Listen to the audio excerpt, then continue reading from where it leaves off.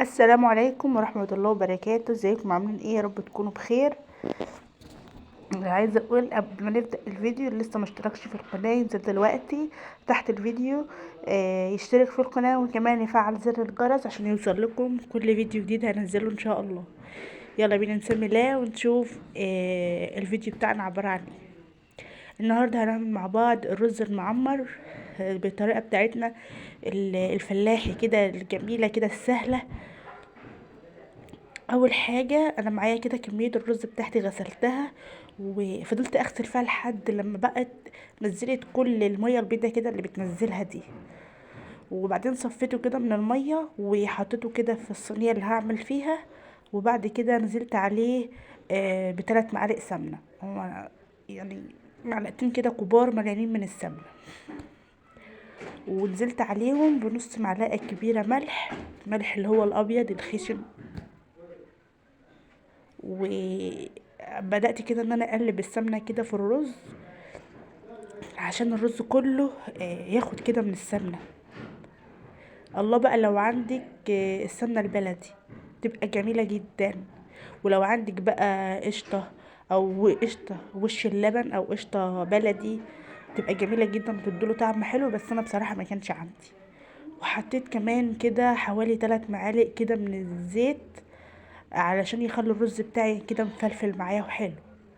وحطيت كمان معلقة صغيرة من السكر عشان السكر يدوله اللون الحلو اللي احنا بنشوفه ده.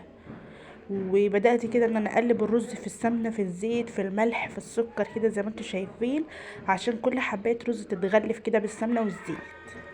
وبعد كده بقى معايا لبن بلدي اهوت صابح لسه.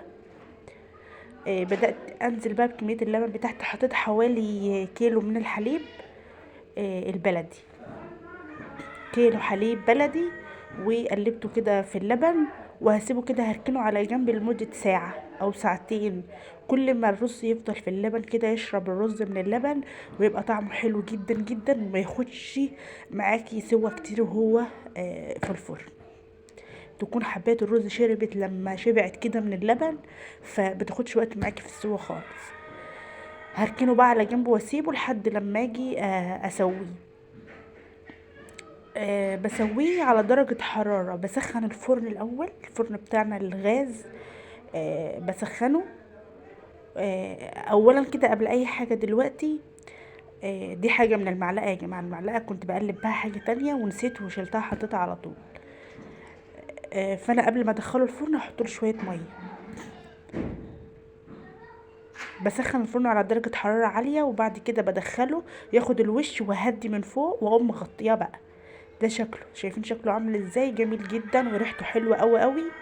لايك وشير بقى لو عجبكم الفيديو، ومتنسوش بقى تشتركوا في القناه. شايفين بقى بوريكم ان هو مستوي جدا جدا ومفلفل وجميل جدا من جوه. اتمنى تجربوا الوصفه هتعجبكم ان شاء الله. اشوفكم بقى على خير في فيديو جديد ان شاء الله. مع السلامه.